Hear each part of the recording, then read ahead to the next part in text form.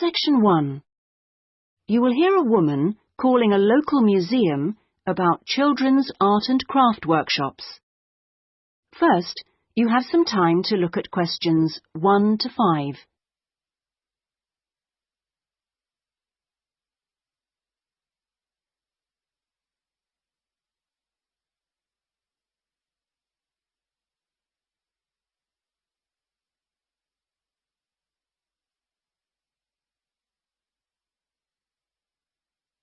You will see that there is an example that has been done for you. On this occasion only, the conversation relating to this will be played first. Good morning, Sidmouth Museum. Can I help you? Oh, yes. Good morning. I'm interested in the children's workshops, and I'd like a little more information, please. Do you mean the art and craft workshops? Yes, a friend of a friend mentioned them. The children do painting and make models and so forth. Yes, of course. Where to begin? First of all, as you probably know, they run every Saturday. The workshops are organised every Saturday, so Saturday has been written in the space. Now we shall begin. You should answer the questions as you listen, because you will not hear the recording a second time. Listen carefully and answer questions 1 to 5. Good morning, Sidmouth Museum. Can I help you? Oh, yes. Good morning. I'm interested in the children's workshops, and I'd like a little more information, please. Do you mean the art and craft workshops? Yes, a friend of a friend mentioned them. The children do painting and make models and so forth. Yes, of course. Where to begin? First of all, as you probably know, they run every Saturday. Fine. And what about ages? Well, all ages from 5 upwards are welcome, though we do ask that children below 8 years of age are accompanied by an adult. Fine. That wouldn't be a problem. What about cost? Well, I think you'll find them very reasonable. It's £2.50 a child, with 80p off for 2 or more children from the same family. Oh, yes. Very reasonable. And are they held in the main museum? Not exactly. They're nearby. Could you give me the full address? I don't know the area very well. Yes. It's Winter House. Right. And that's in Tamer Street. Could you spell that, please? Yes. Tamer Street. Lovely. And I do need to tell you that there's a security entrance, so you need to press the green button for someone to let you in. Don't press the red button, please. But don't worry, it's all clearly labelled. Okay. And one more question. Is parking available nearby? We're driving in from out of town. Your best bet is to leave your car at the back of the library. On a Saturday morning, there are plenty of spaces there. It's right next door to the museum. And can I ask about booking places? Yes, and I must tell you, you really should book by calling the education department here. Oh, I'm sorry. Should I have rung them instead of the main museum number? No, that's fine this time. Please don't worry. But for future reference, I'll give you the direct number. It's 200 765. Great. I've got that. Before you hear the rest of the conversation, you have some time to look at questions 6 to 10.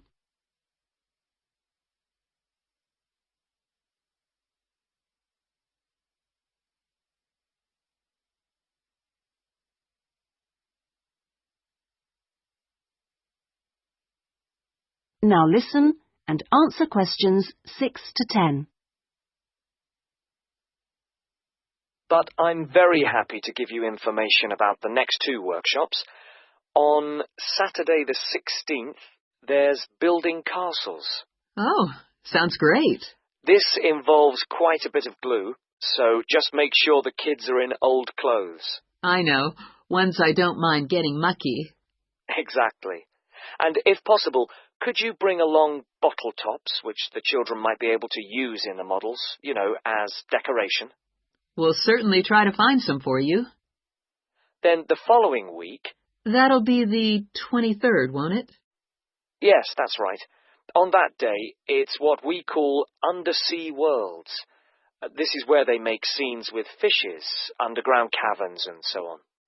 Is that likely to get very dirty? Lots of paint splashes? Not really. So we don't recommend any special clothes for that one.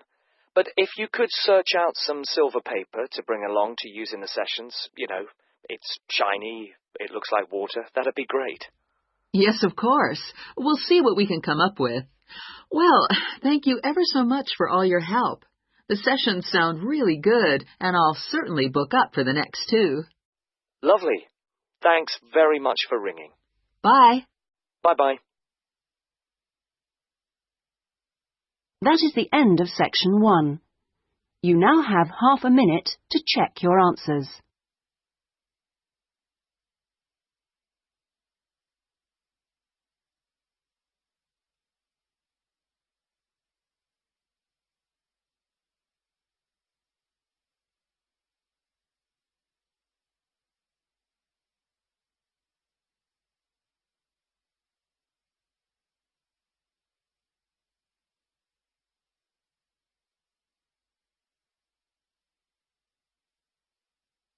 Now turn to section 2.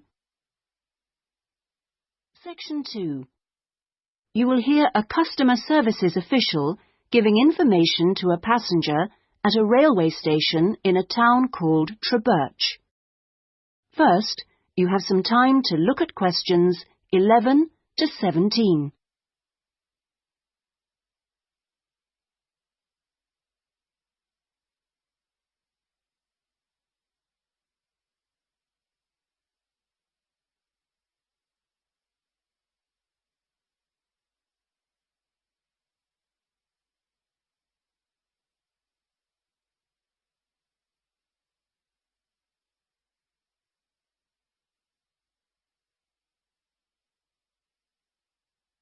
Now listen carefully and answer questions 11 to 17.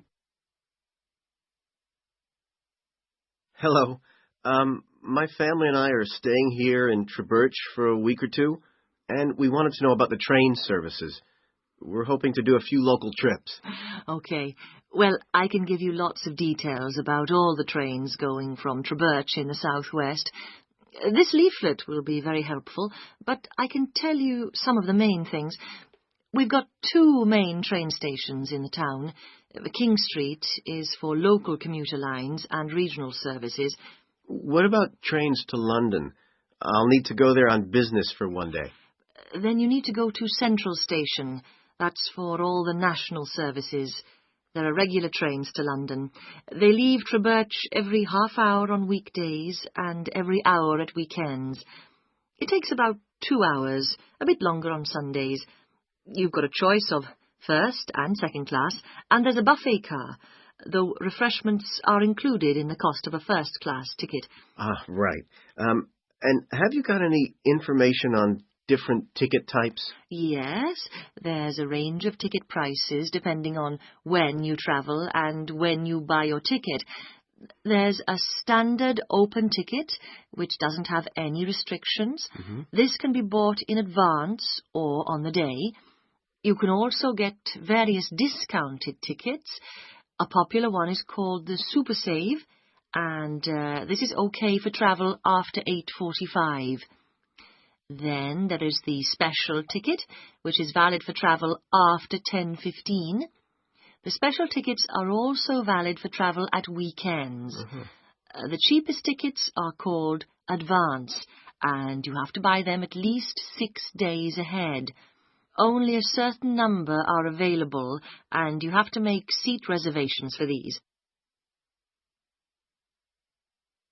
Before you hear the rest of the conversation, you have some time to look at questions 18 to 20.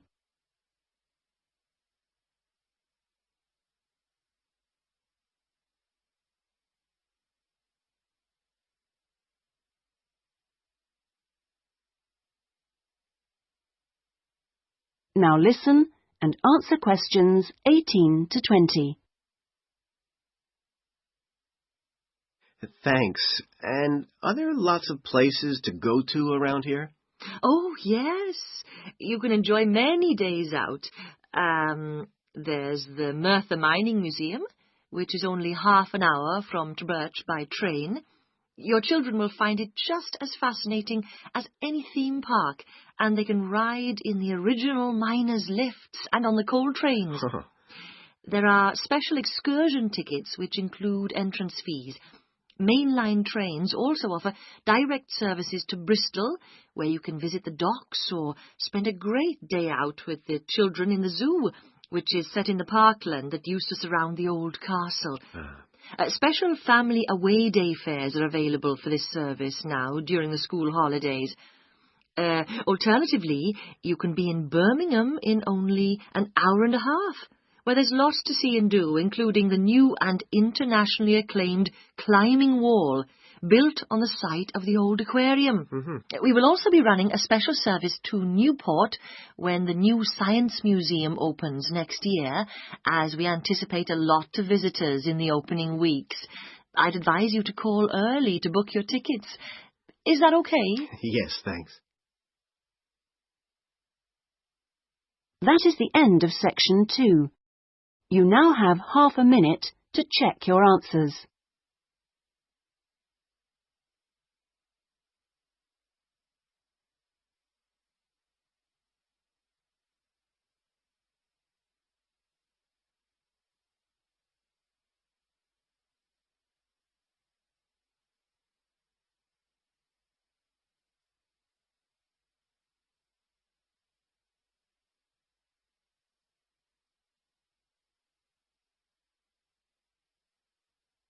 Now turn to section 3. Section 3.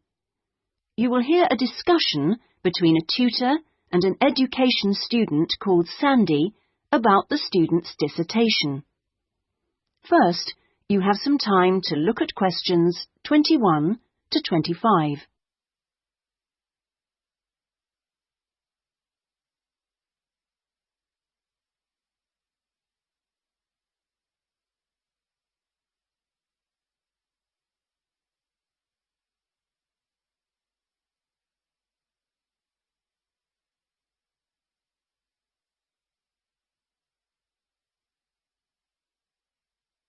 Now listen carefully and answer questions 21 to 25. Hello, Sandy. How have you been getting on with your dissertation? Fine. And I've been working hard on the various action points we agreed on our last tutorial. Do you want to talk me through what you've done? Yeah, sure. Well, we agreed on 3 main targets for me to aim for.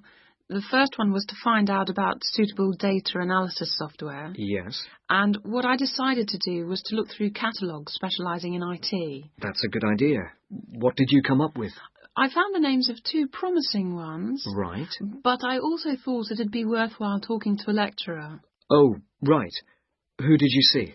Jane Prince. Do you know her? She's in the computer centre? Yes, of course. She's the new head. Yes, well, she was very helpful. Oh, that's good.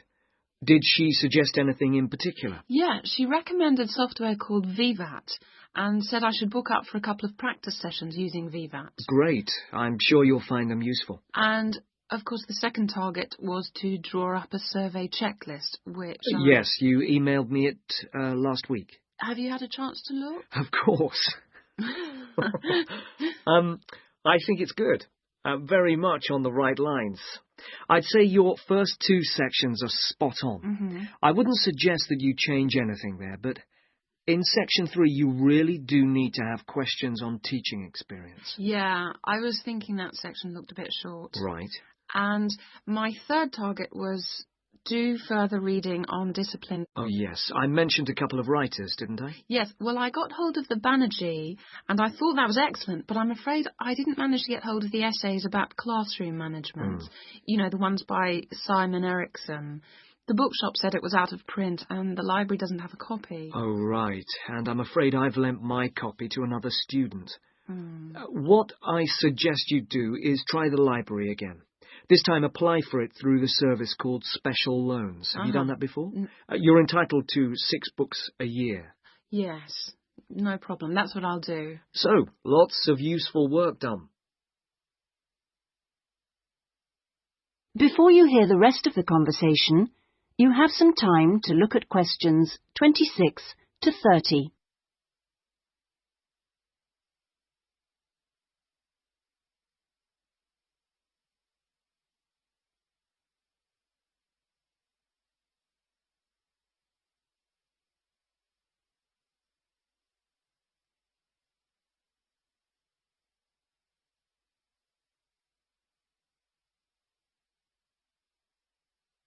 Now listen and answer questions 26 to 30. So let's look at some new targets. We'll start by having a chat about your Chapter 1. I very much enjoyed reading it. Your written style is very clear, and you've included lots of interesting descriptions of education in your target area. I've just got a couple of suggestions for some additional work. Of course. Could I just ask, what do you think I should call it? Well, I'd go for something like context review. What do you think? Well, short and to the point. Exactly. Now, as regards specific areas to work on, I'd be quite interested to have a few more statistics about the schools in the different zones. Oh, that wouldn't be a problem. I can get them from the internet. Great. And although you did make a reference to quite a few different writers, I think you should aim to cite more works written later than 2000. OK. That's more difficult, but I can try. When do you want that done by? Oh, it's not urgent. I should aim for the end of term. But in the meantime, I think you should also be thinking about Chapter 2. Should I be drafting it already? No, but I think you should note down its main sections. Yes. You know, I always find that the hardest part... I always find it helpful to put some ideas on index cards. Yeah. And then you can sort them and even lay them out on the floor. It's a real help. Well, I'll certainly try it. Okay. When would the deadline be for that? My advice would be to get it done before you embark upon the research. You can always change it later if you need to. OK, I'll get going on that then. That is the end of section 3. You now have half a minute to check your answers.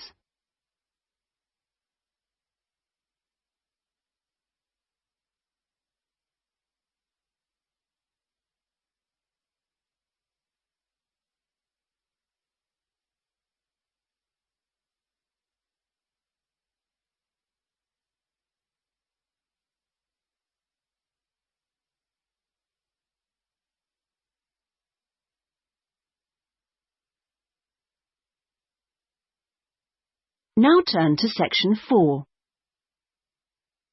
Section 4. You will hear part of a lecture about the history of moving pictures. First, you have some time to look at questions 31 to 40.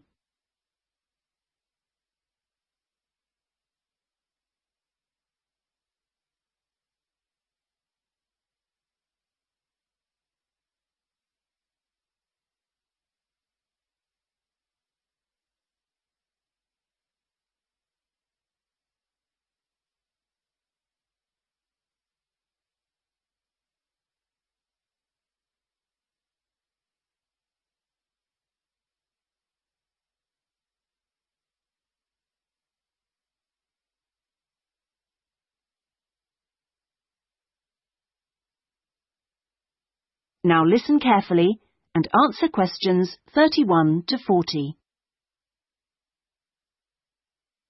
Many believe that the story first began in America in 1877, when 2 friends were arguing over whether a horse ever had all 4 feet, or hooves, off the ground when it galloped.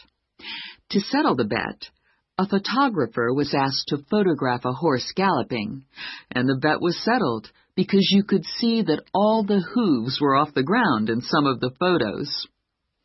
What was even more interesting was that if the photos were shown in quick succession, the horse looked like it was running. In other words, moving pictures. The person who became interested in taking the moving pictures to its next step was the famous American inventor Thomas Edison. Actually, he didn't do the work himself, but rather asked a young Scotsman in his employ to design a system, which he did.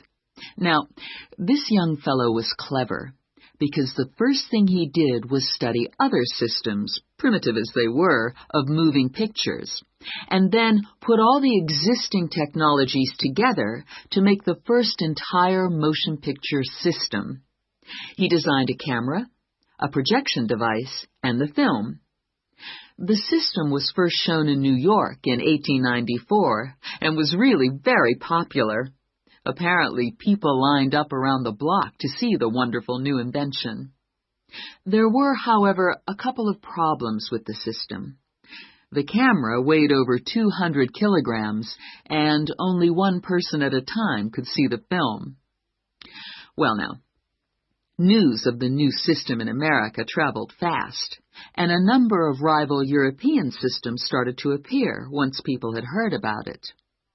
The single problem with all the systems was they couldn't really project the film onto a screen, so more than one person could see it.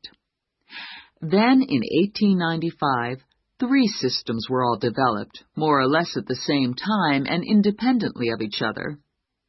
I guess the most famous of these was by the Lumière brothers from France, and they called their system the cinematograph, which of course is where the word cinema comes from. There were also 2 brothers in Germany who developed a successful system, and they called it a bioscope. Well, now once the problem of projection had been solved, the next challenge for the inventors was to make the films longer and more interesting. A continuing problem at the time was that the films had a tendency to break when they were being played, a problem which was caused by the tension between the 2 wheels, or reels as they are called, which hold the film. Now, this problem was solved by 2 American brothers. They developed the Lantham loop, which was the simple addition of a 3rd reel between the 2 main reels, and this took all the tension away, with the result that the film stopped snapping.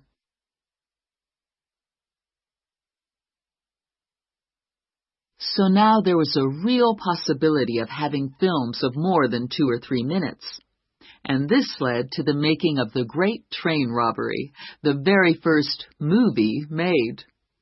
It only lasted 11 minutes, but was an absolute sensation, and there were cases of people watching the movie and actually fainting when the character fired a gun at the camera.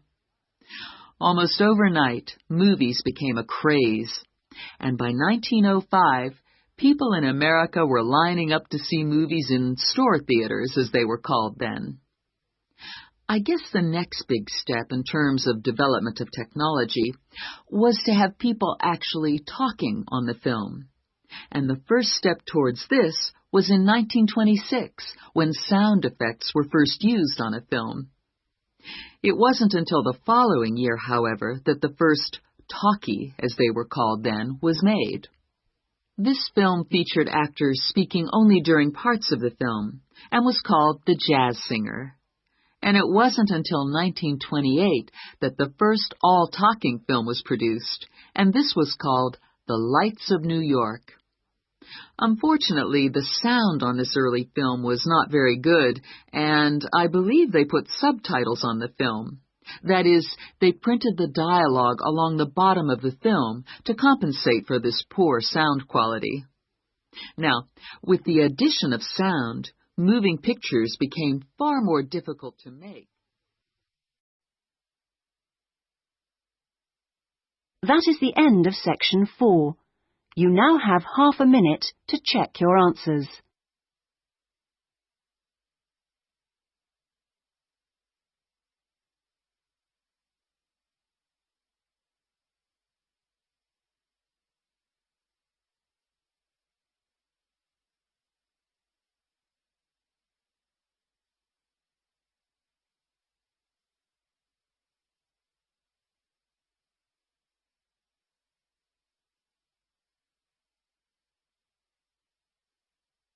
That is the end of the listening test.